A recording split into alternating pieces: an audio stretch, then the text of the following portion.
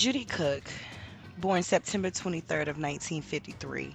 She entered prison July 1st, 1987, sentenced to life in prison on June 29th of 1987 for sexual battery by an adult on a victim less than 12 years old. She and her husband planned a trip and got a babysitter to stay at their home with their children while they were away. While they were away, the babysitter found explicit photos of Judy engaged in sexual activity with her 11-year-old son. No evidence that her husband was involved at all that I was able to locate. However, she was convicted, found guilty, and sentenced to life. She did appeal her conviction with several arguments on the appeal, mostly stating and arguing that the search warrant was inadequate and wanted to void out the evidence that was found while she was away. The babysitter had full authority over her home and did consent to the search of the police. Um, and that's when they discovered and the babysitter handed over the evidence, the photos. There were investigations. The little boy admitted to it as well. And again, Judy wanted to throw that out. Her conviction was affirmed, and she is serving her life sentence in a Florida prison. Her 11-year-old son. She didn't have any other charges other than that.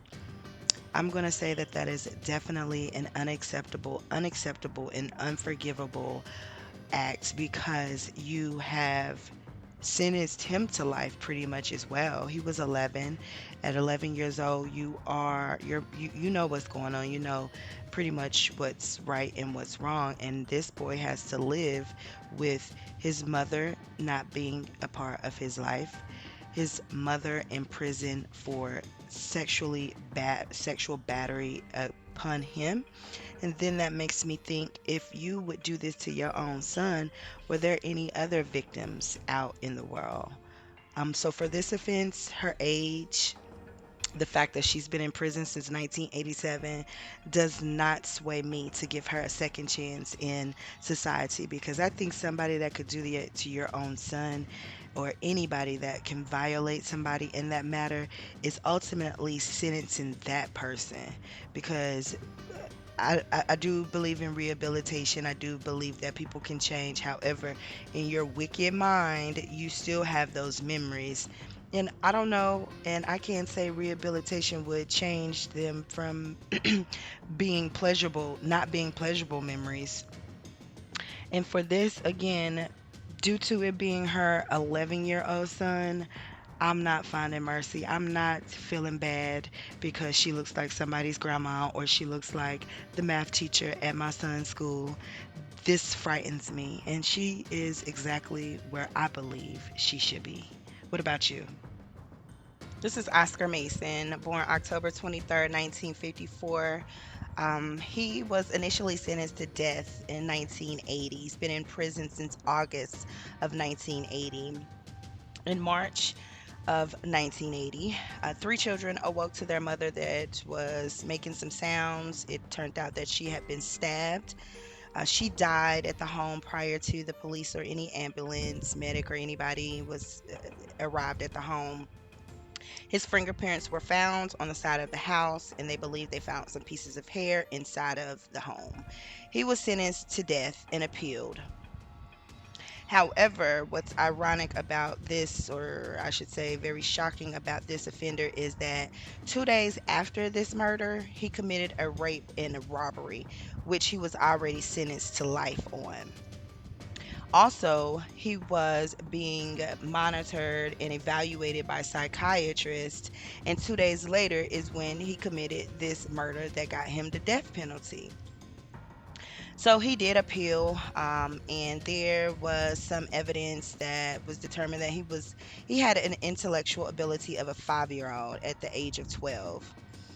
February of the same year of his offenses, his mother tried to have him admitted under the Baker's Act. He was diagnosed with schizophrenia, paranoid type. He was considered dangerous to himself and to others. So, in my opinion, I kind of am kind of like in the middle. First and foremost, 1980 what has been a long time since he been in prison, but bro, he is dangerous. He is dangerous, dangerous, dangerous. He needs to be committed. He does not need to be free. He should have never been free. I feel like maybe the help came a little bit too late, although it looks like that his mom was trying to get him some help in his early years. There was some documentation found that he was clinically healed or medicated, whatnot, but obviously not, because not only is he raping and robbing, he killed somebody, a mom in the house with her 3 children. This is an example of an offender that I feel like I don't care how many medicines, how many classes, how much time, he is exactly where he should be, because he is clearly not only a danger to himself as they stated, but he's a danger to society. Haven't heard him being up for any parole. Didn't find any information of him seeking any clemency, but I would definitely be opposed for his release of any kind, unless it was due to his death. Hi, here we have David Hawkins and David Trodell. Ironically, two Davids. Ironically, they're both co-defendants here, who were initially charged back in 82. They've been in prison since 1982, a little bit a month apart from one another, but they were initially charged with the killing of two brothers, robbery and burglary, and sentenced both to death for the murder charges. On appeals, it does appear that they both gained victory by having their death sentences overturned and being sentenced to life in prison without the possibility of parole until serving 25 years. The robbery charge was overturned completely, and they are now just sitting on the murder and burglary charges. These two were caught after it is said that David Trodell was the killer. He had the conspiracy, or he had the plan to kill and rob these brothers. They were found guilty. They were found with items from the brothers' homes as well as guns. David Hawkins did appeal, as he was looking to gain a lesser sentence because he wasn't actually the trigger man. In the reports that I found from on the appeals, it does appear that he also tested positive for gun residue, but it was said that he could have had gun residue on his hand just by being in the same room as the actual shooter. However, here we are dealing with two guys that have been in prison since 1982 and initially charged with death. I do feel that they both hold a sense of responsibility, regardless of who the shooter was, regardless that these two guys look like somebody's granddad, and I'm sure they probably are. Don't have much information on their personal life, but how do you feel on this? One, their death sentence is being overturned. There are two people, one family that lost two people, two siblings. A mother lost two of her sons. Again, I have not found any information on if these guys, or the victims, I should say, had any children. But how do you feel? Do you feel like they've already gotten off by having their death sentences overturned? Do you feel that one holds a larger responsibility, being the shooter, and actually had the plan? For me, I personally feel like two people lost their life. Whether or not you were the trigger man, you were found with their items. Um, I know a lot of times folks say, well, I was scared he was going to turn the gun on me, etc., etc. Okay, could be given a fact, but for me, I'm like, why didn't you hurry up and get away from this man and call the police to report these murders? So for me, I don't give any sympathy to Mr. Hawkins, because again, we don't know who shot who, because both of the victims had bullets from both of the guns that were found in their bodies. This one man shot and killed two people with two different types of guns. It's just not seeming realistic to me. Um, Haven't heard anything about any parole or clemency for the two guys, but they are currently both serving their life sentences in the Florida Department of Corrections, where I feel like they belong because I am quite sure that family is still very much devastated and grieving the loss of the two brothers. And here we have Miss Dolores Kacinski. Please forgive me if I'm mispronouncing that.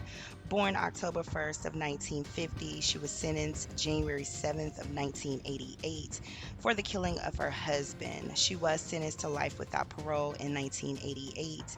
Um, During her trial, she argued that she killed her husband in rage. She said that she was sexually abused, claimed her and her children were verbally abused as well. She stated that she did consider killing herself and made claims of insanity. Um, However, she didn't kill herself because she said she couldn't fathom leaving her children to be raised by the abusive father, which is her husband. She shot the man while he was asleep. She was granted a clemency hearing in 2018, but she was denied. She chose to go with the argument of a battered woman syndrome. Um, and there was comments by one of the parole board hearings or one of the guys on the board for clemency that she changed her story and she's now claiming that she was battered. I didn't recall anything coming out of battered woman syndrome. There was some issues or concerns with the fact that back in the day it was not unlawful for a husband to commit rape or any type of abuse, sexual abuse towards their wife. But there were changes in that law or statutes after Dolores's trial, which is why I personally believe that she chose that argument during her clemency hearing. To shoot a man while he's sleeping, to shoot anybody while they're sleeping definitely is concerning and troubling. Um, I won't argue or say that she was not abused because I'm not one to, discredit or disregard anybody's claims of abuse because that is to be taken quite serious, especially if it's children, especially if it's sexual and a sexual nature. However, to have the capability of contemplating killing yourself and then deciding to kill your sleeping husband is a bit troubling for me. I would be on the fence of giving this lady a second chance at freedom to redeem herself, just due to the fact that back in the day it was very, very different. We don't know what people go through in their personal life or behind doors. So, again, I'm not one to argue or say that she is lying, but I would like to see, maybe if that was true, giving her a second chance, being that she has been in prison for about 36 years now. What do you think? Here we have Karen Brown. She's been confined since February 9th, 1987, in the Kentucky Department of Corrections, serving her life sentence. She had the opportunity of parole after serving 25 years of that sentence. Clearly, we are past the 25-year mark and she is still incarcerated.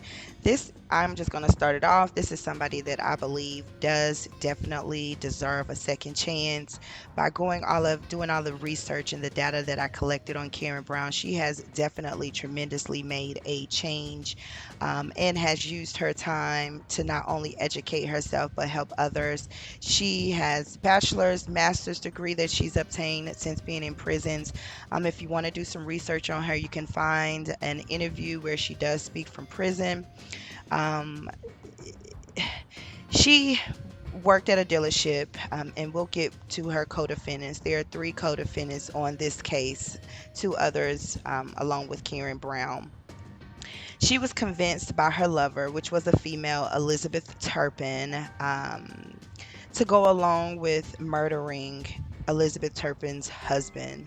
Karen Brown's story has also been featured in a couple shows on TV. There's been a couple publicized interviews from the victim's family.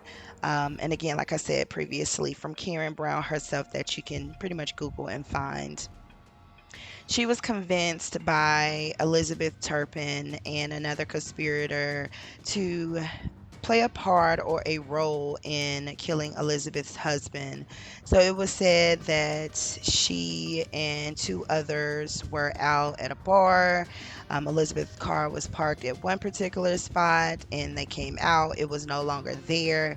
So they went to Elizabeth and her husband's home. From there, Keith, the one that actually did the crime or did the stabbing of Mr. Turpin, it was said that Karen held him down. She has claimed her innocence. She said that her only guilt was not stopping the act and not calling the police. She's the one that went to the house, knocked on the door. As soon as the door was open, Keith began stabbing him. She's again said that her only guilt in this, although at trial it was said that she held the man down, and I hope she didn't, but I do feel like she has spent a lot of time in prison. She has made herself useful in prison. She's educated herself and seems to be rehabilitated. She's been up against the parole board 3 times. First time it was deferred for a few years. The second time it was deferred for another several more years. And that third time she was pretty much denied. She has no other chances of parole. The parole board did not grant her parole. They said that she should and must serve out her time. So that's a life sentence. There is great law enforcement and obvious victim opposition against her release, but I feel like sometimes people deserve a second chance. She's not the one that actually committed the murder. She could have, I don't know how much she could have stopped the murder, but she could have definitely reported the murder. She could have definitely not went to that man's house. She could have definitely drove her own damn car, and therefore it wouldn't have been a concern where Elizabeth's car was. So that is concerning because, I mean, like, y'all obviously, you knew he had a knife. But again, when they are up against the parole board, states are different. You're not supposed to retry the crime. You're supposed to really evaluate how the person has spent their prison time. And Karen Brown has spent her prison time very productively. She hasn't been in trouble. She hasn't had any write ups. Again, she's degreed out. Like, she is involved. She's in ministry. So I feel like hopefully she's put in an interview that I heard, she's putting a clemency case together. But I really do feel like this is somebody that should be giving a second chance at freedom for sure. If we continue and speak on her co-defendants, which is Elizabeth Turpin here and Keith Bouchard, they both were also sentenced to life in prison. They both have been up against the parole board, and the parole board has also ordered for them to serve out their time. So neither one of these three have the ability to obtain parole or be released from parole. They would definitely have to be granted clemency from the governor of the state of Kentucky. I honestly feel like Elizabeth Turpin is the mastermind. She is where she deserves. I don't think she should be out because, like, if you didn't like the man and you wanted to be with Karen Brown, it definitely wasn't over a car. It was said that it was over insurance money, which is the number one scheme of killing a spouse to get insurance money. Like, I don't that's just crazy. That's wild. Why don't you just leave? Um, but yeah, how do you feel about this? I honestly would encourage you to do your research on Karen. There's a lot of information on her on the internet that shows her success while she's been in prison, but Keith and Elizabeth should definitely fulfill their life sentences in prison, in my opinion. Here we have Miss Patricia Pruitt, born July 3rd, 1949, convicted of killing her husband in 1986.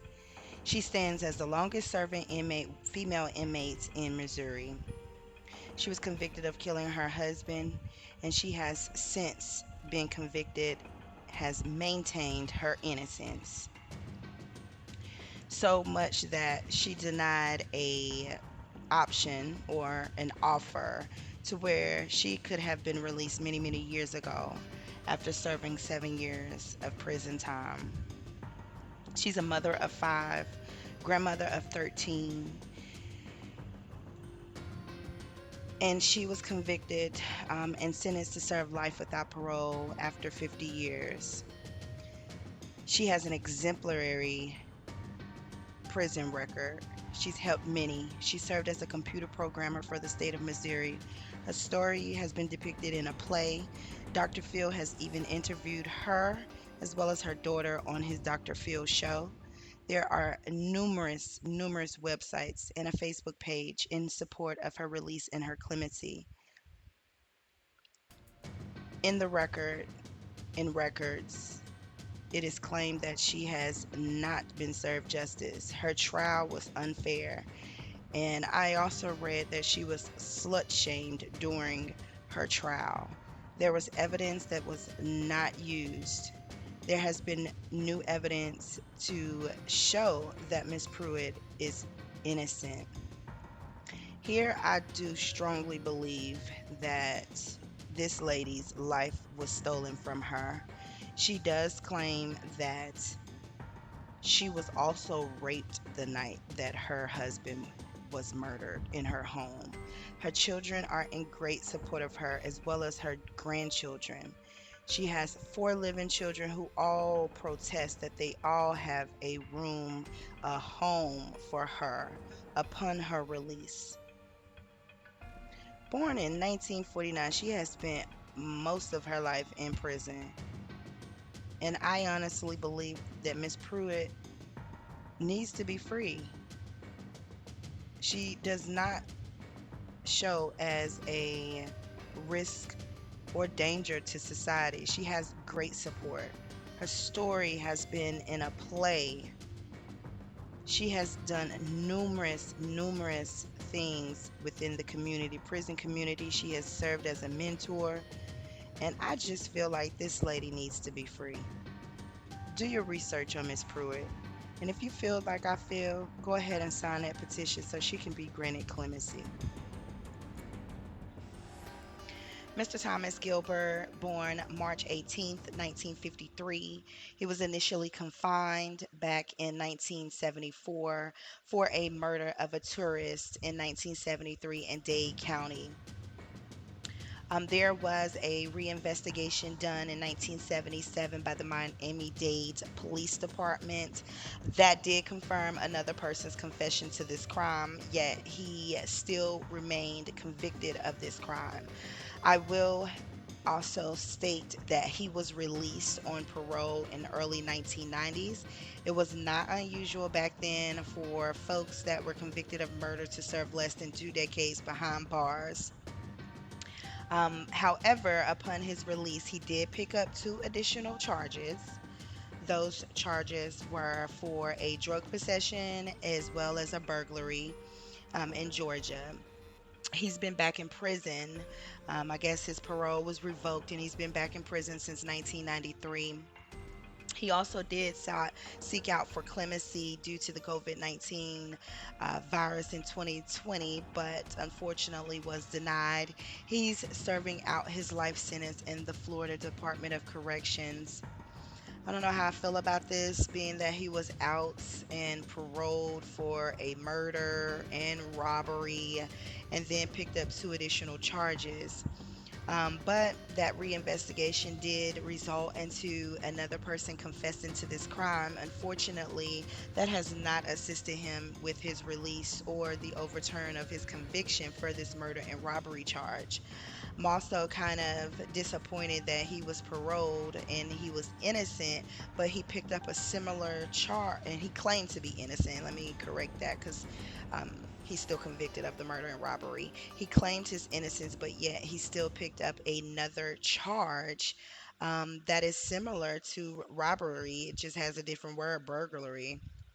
I don't know how I feel about that. I feel like if you were innocent, you know what you were up against, serving a life sentence for something that you are claiming not to commit, but then you turn around and get caught with drugs and then pick up a burglary charge. Like, to me, that's a little mind blowing. You should have been on your best behavior, very best behavior. And what were you doing in Georgia? Because usually when you're paroled, you must maintain in the state, or get permission to leave the state. So that's a little concerning again that it's a similar charge. But I don't know. How do you feel about this? Think he served enough time?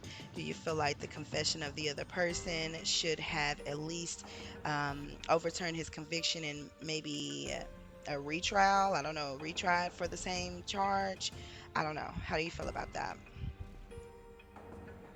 Cassie Johnson entered prison May 29th of 1980. She's been convicted of murder of this police officer here back on February 2nd of 1980. The officer pulled her over for drunk driving. She was in the back of a police car, requested her purse, which the officer did provide, well, got for her. When she was given her purse, she pulled out a gun and shot this officer point blank in the back of the head. It is not surprising at all that this family is against any release of Miss Johnson. However, it is very and was very shocking for them to find out she was free to work in the community and live in a halfway house. This was back in 2000, where she was on work release, living in a halfway house in Charlotte, North Carolina, after killing a police officer. I am strongly opposed to her release, and she has also been denied parole. Not sure if she's up for eligible for any additional parole hearings. However, again, the fact that one, she must have wasn't restrained, and if she was, what do you have her hands in the front? The officer got her purse, and usually these days they take your possessions, although you go to jail with them, but you don't have access to them. For no reason, she shot this police officer who was protecting the community because her ass was driving drunk on the road and could have killed someone else because she's drunk driving. She killed this man for no reason, and that is just cruel. For one, these folks choose to protect and serve the community. Not all of them are perfect, not all of them have the best intentions for everyone, and they are not all the same. However, this man did not a thing to deserve to be shot and killed in the back, shot in the back of his head in his own police patrol car. This is just uncalled for. This was a horrendous crime. This was for no reason. Being that she is the age that she is, I still do not feel like she should be freed again. I don't have any remorse for her at her age. I have remorse, I have empathy and sympathy for that family who I am sure is still mourning the loss of this police officer, as they have expressed in the parole hearing that she had. Again, I am deeply, deeply, strongly opposed to Miss Cassie Johnson being released back in society. And I am also appalled that she was out on work release. What you think?